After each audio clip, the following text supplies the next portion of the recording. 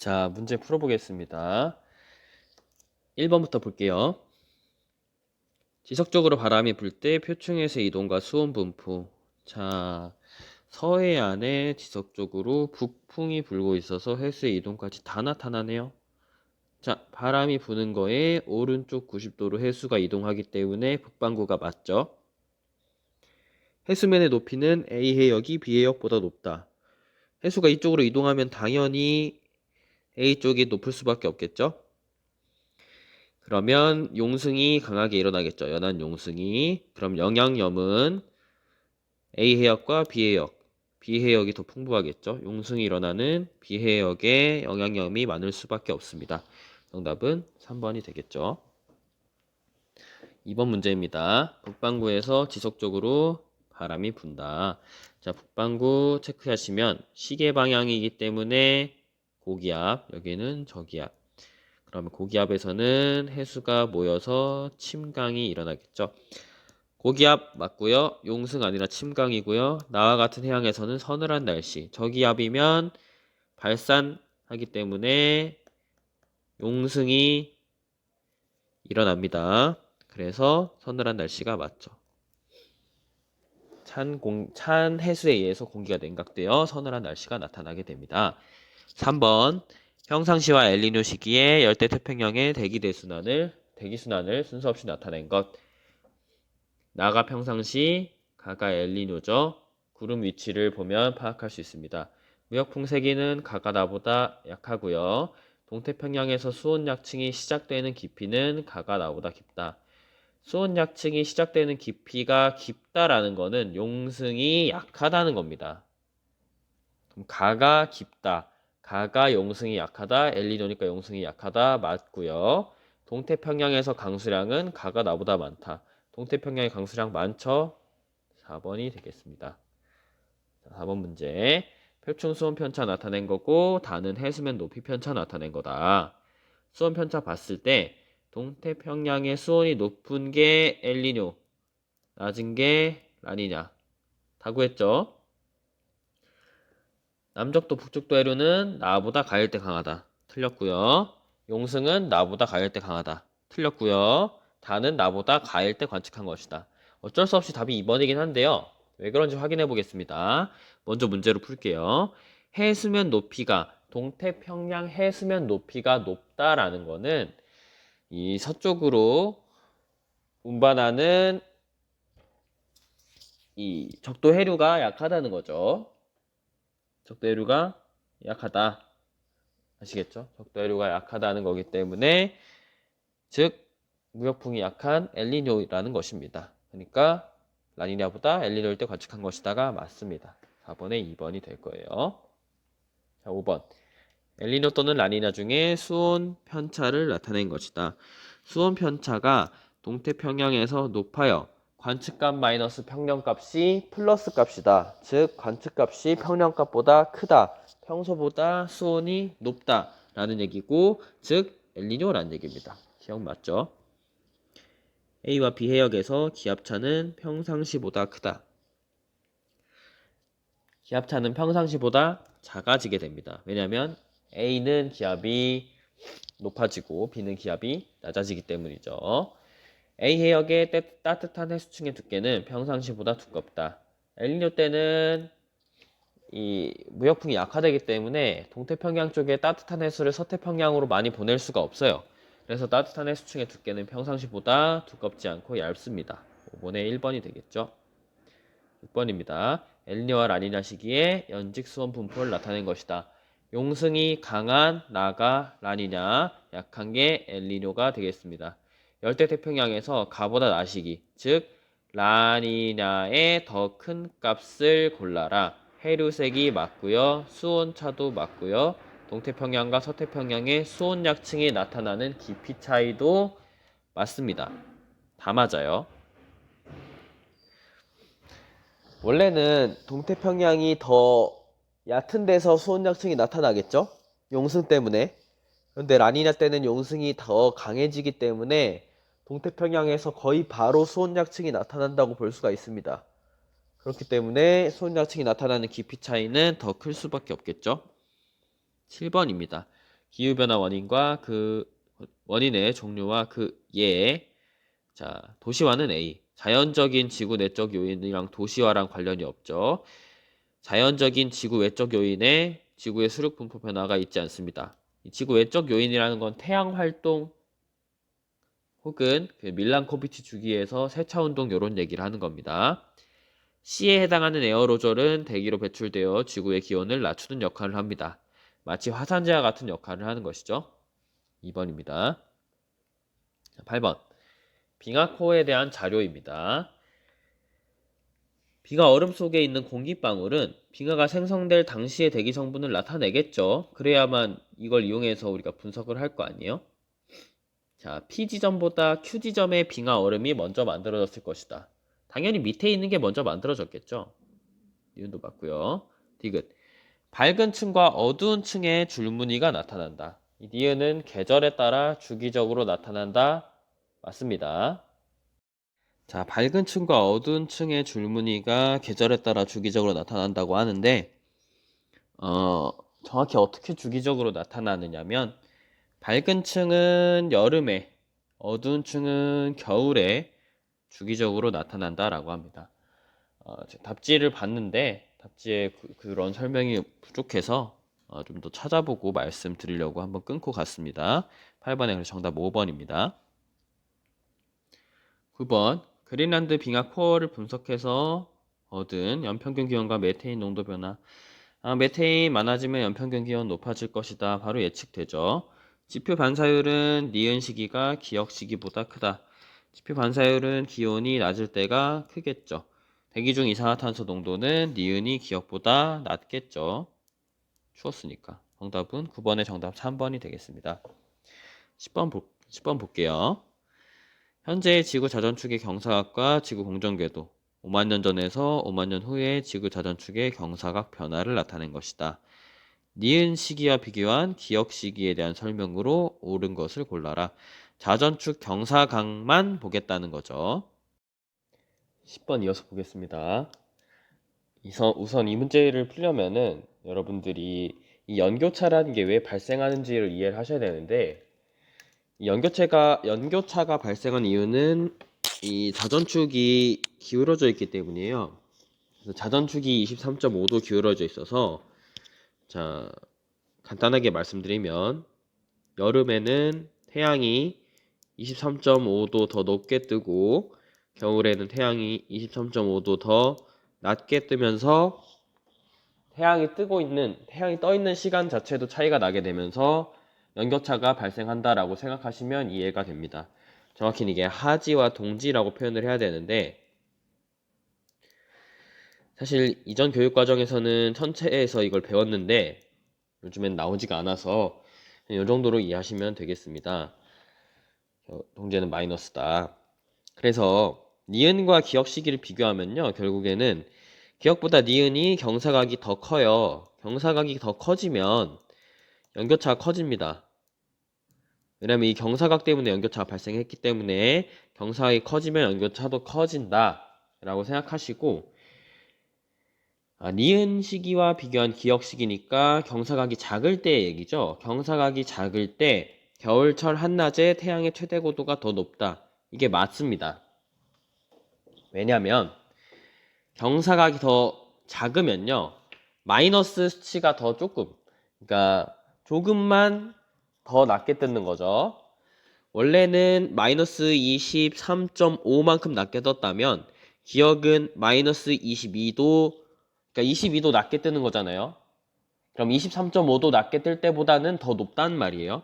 그렇기 때문에 겨울철 한낮에 태양의 최대 고도는 더 높습니다. 이 말은 즉 여름철 한낮에 태양의 최대 고도가 더 낮다랑 같은 말이에요. 이걸 이해하셔야 됩니다. 여름철에는 더 낮고요. 겨울철엔 더 높아요. 그래서 연교차가 작아지는 거예요. 어떻게 되면 자전축의 경사각이 작아지면 연교차가 작아지게 됩니다. 니은 남반구 중위도 지역의 기온의 연교차가 더 크다. 연교차가 더 작아진다고요. 틀렸죠? 7월 한 달 동안 지구에 도달하는 총 태양 복사 에너지 양이 더 많다.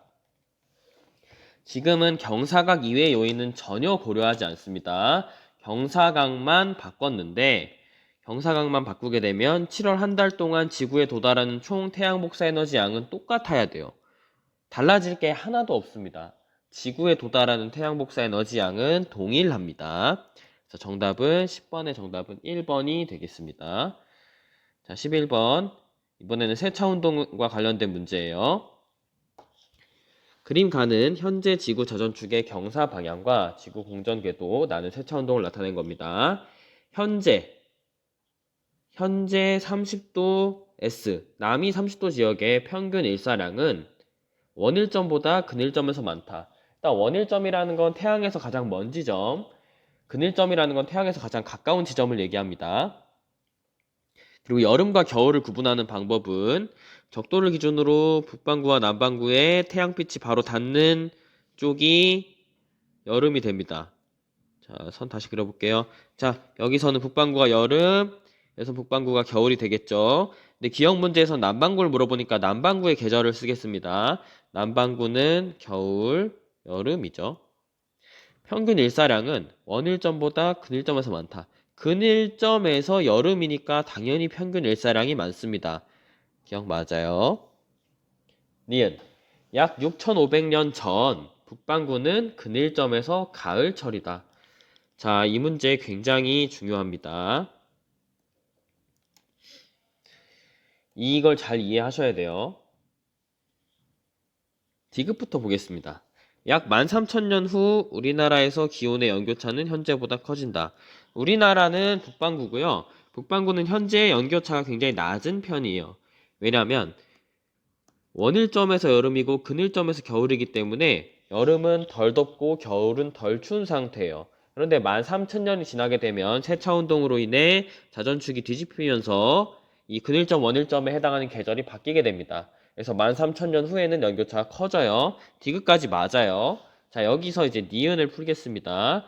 이 파트는 사실 여러분들이 기출문제를 많이 풀어봤으면 6,500년 문제도 익숙하게 풀 수 있어야 됩니다. 자, 이런 식으로 돼 있을 때 어떻게 푸는지 설명드리겠습니다. 자, 우선 여러분들이 이 문제 풀 때 그냥 펜을 드세요. 펜을 이렇게 예시로 분필 예시로 들겠습니다. 이렇게 분필을 들어요. 그럼 지금 자전축 모양이 이렇게 돼 있을 때 세차운동 방향대로 여러분이 직접 돌려보시면 시계 방향대로 이렇게 돌릴 수가 있습니다. 이게 시계 방향대로 지금 세차운동을 하는 거죠. 이렇게 세차운동을 하고 있을 때, 자, 여기 있을 때 13,000년 뒤는 이렇게 해서 이 모양이 13,000년 뒤인 겁니다. 다시 제자리로 돌아와 볼게요. 13,000년 전은 이 모양으로 가서 13,000년 전인 겁니다. 이해가 되시죠? 자, 그러면 6,500년 전은 어떤 모양이 되냐? 이 모양이 됩니다. 이 모양. 어떤 모양인지 이해가 되시나요? 아래쪽이 가까이 있고 위쪽이 멀리 있는 게 6,500년 전 모양이 됩니다. 그러니까 이거 그림으로 2D로 표현하기가 쉽지가 않거든요? 여러분들이 직접 이 펜을 돌려보시는 게 훨씬 이해가 빨라요. 훨씬 이해가 빠릅니다. 자, 그럼 이때 어떻게 푸느냐? 자, 볼게요. 자, 6,500년 전. 6,500년 전에는 어떻게 시키냐? 자, 보통은 이제 이렇게 지구가 있겠죠? 6,500년 전에 아까 자전축이 요 모양이었잖아요. 여러분 기억하셔야 됩니다. 그럼 요 모양일 때 이때 계절을 찾기는 쉽지가 않습니다. 요때 계절을 찾기가 쉽지가 않아요. 그럼 어떻게 해야 되냐? 여기 있다고 생각하는 겁니다. 자, 요 모양이에요. 지구가 이렇게 있으면 자, 위랑 아래에서 이 그림이랑 요 그림에서 자, 이게 태양이죠? 북반구가 태양빛을 받을 때가 어디예요? 이쪽이 북반구가 태양을 받습니다. 그러니까 여기가 여름이 되고 여기 겨울이 되는 거예요. 이 말을 이해하시면 되게 쉽게 풀 수가 있습니다. 그러면 공전 방향이 나와 있을 테니까 자연스럽게 여름, 가을, 겨울, 봄이 되는 겁니다. 이게 6,500년 문제 푸는 방법입니다. 자, 다시 볼게요. 자, 이번에는 요 자전축이 6,500년 후를 볼게요. 자, 이번엔 6,500년 후를 보겠습니다. 6,500년 후면 13,000년이 이렇게 되니까 6,500년 후면 요 모양이란 말이에요. 요 모양. 위쪽이 튀어나오고 아래쪽은 들어간. 그럼 요 모양일 때 북반구가 태양빛을 많이 받으려면 이걸 옆으로 이렇게 쓱 돌려보시면 돼요. 이렇게 옆으로. 자, 얘는 그대로 있고 이제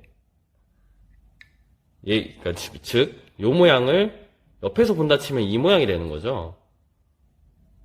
어떤 말인지 이해가 되시나요?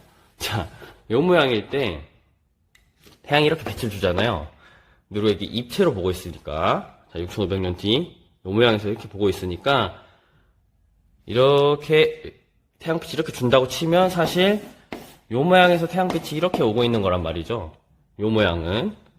위에 있는 요 모양이 요 모양과 같다는 겁니다. 그러면 북반구에 태양빛이 들어오니까 여름, 겨울, 가을, 봄이 되는 거예요.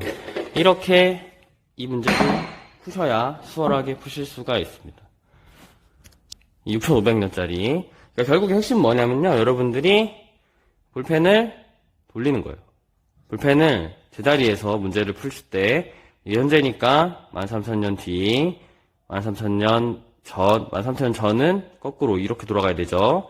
그럼 여기서 6500년 전, 6500년 후를 직접 표현하셔서 이 모양에서 여름, 겨울 찾으시고 공전 방향대로 가을, 봄 써주시면 문제 푸는데 큰 어려움 없습니다. 이렇게 한번 풀어보세요. 자, 11번 마저 보겠습니다. 그리고 제가 아까 설명드렸던 대로 6500년 전을 이제 돌려서 어디가 여름인지를 먼저 찾아야겠죠. 여름, 겨울을 찾아보면 여기에서 여기가 여름, 겨울을 찾을 수가 있죠. 공전 방향대로 돌려보면 그늘점에서 가을인 걸 확인할 수가 있습니다. 그래서 정답은 기역, 니은, 디귿이 다 맞는 5번이 되는 거죠. 이 문제 6500년짜리 문제 사실 굉장히 기출에 많이 나왔습니다. 그래서 여러분들 이 부분 반드시 잘 공부를 해주셔야 돼요. 자, 12번 보겠습니다. 그림가는 1900년에서 2010년 동안 기온 모델을 적용한 기온 편차 기역 니은과 실제 기온 변화 같은 기간 동안 해수면 편차를 나타낸 것이다. 지구 내적 요인 중 자연적 요인만을 고려한 것과 둘 다 고려한 것 중 하나다. 둘 다 고려한 게 실제 기온 변화와 가깝겠죠? 기억 맞습니다. 인위적 요인에 의한 지구온난화는 1960년 이전보다 이후에 더 크다. 이런 선지는 무조건 맞습니다. 다 골라주시고요. 대륙빙하 면적은 20년이 2000년보다 좁다는 틀렸죠. 왜냐하면 점점 더 기온이 올라가고 있으니까 현재가 20년보다 더 좁을 겁니다. 정답 3번이 되겠죠. 13번 볼게요. 자, 이런 문제는 이제 값을 구하면 됩니다. 태양 복사가 100이 들어와요. 30이 반사되고 25가 대기에 흡수되면 남은 45가 지표에 흡수될 겁니다. 그쵸? 자, 여기서 이거 니은과 디귿은 어떻게 계산하냐? 니은은 4랑 129로 나눠져요. 그러니까 니은은 133이라는 거예요. 그쵸? 그 다음에 여기서 66과 디귿으로 나눠지는데 25와 129를 더하면 154거든요. 154를 66과 88로 나눌 수가 있습니다. 그러니까 기역과 디귿, 니은의 값을 직접 구할 수가 있습니다. 기역과 디귿을 더하면 133이라서 니은이랑 완전히 같아요. 네, 기역과 디귿이 더 크다. 기역 더하기 디귿이 더 크다 했으니까 틀렸습니다. 빙하 면적의 감소는 기역을 증가시킨다. 빙하 면적이 줄어들게 되면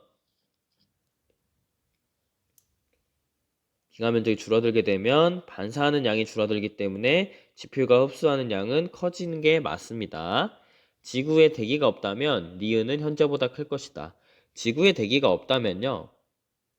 태양 복사는 그대로 들어와서 지표에서 일부 반사되는 것 말고는 그대로 흡수되고 그대로 나갈 겁니다. 그렇기 때문에 133보다 커질 수가 없어요. 애초에 100보다 무조건 작을 수밖에 없습니다. 지표에서 방출한 에너지는. 따라서 디귿이 틀렸습니다. 정답이 2번이 되겠죠. 14번 문제, 이산화탄소 농도. 지구의 평균 기온은 나보다 가에 높았다. 이산화탄소가 더 큰 나가 더 높겠죠? 기억 틀렸고요. 가 기간 동안 이산화탄소 농도의 증가 원인. 20만 년 전에서 10만 년 전에 이산화탄소 농도는 화석연료 소비량 증가 때문에 늘어났다. 당연히 아니겠죠. 디귿. 나와 같은 추세화가 계속되면 고위도 지방의 지표면에서 흡수되는 태양 복사 에너지 양은 증가할 것이다. 왜 하필 고위도를 얘기했을까? 자, 나와 같은 추세가 계속되면 결국에는 빙하가 녹게 되겠죠. 빙하가 녹게 되면 반사율이 높은 빙하가 줄어드니까 아까 13번에서 봤던 것처럼 반사가 줄어들면 지표 흡수가 늘어날 수밖에 없죠. 그래서 14번의 정답은 디귿 2번이 되겠습니다. 15번 문제입니다. 그린란드 빙하가 녹아 강처럼 흐르는 모습을 1981년에서 2010년 기온 편차를 나타낸 것입니다.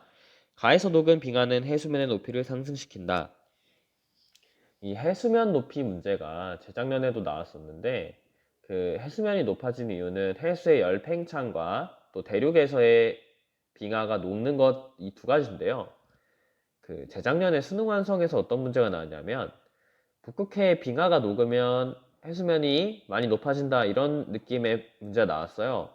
근데 북극의 빙하가 녹는 거는 빙하라는 거는 바다 위에 떠 있기 때문에 녹아도 해수면 높이에 크게 영향을 미치지 않습니다. 거의 영향을 미치지 않는다고 얘기할 수 있어요.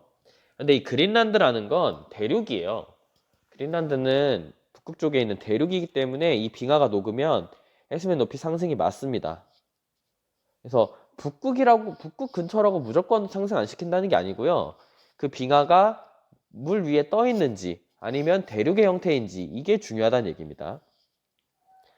2000년 이후에 북극의 기온 상승폭은 지구 전체 평균보다 높다.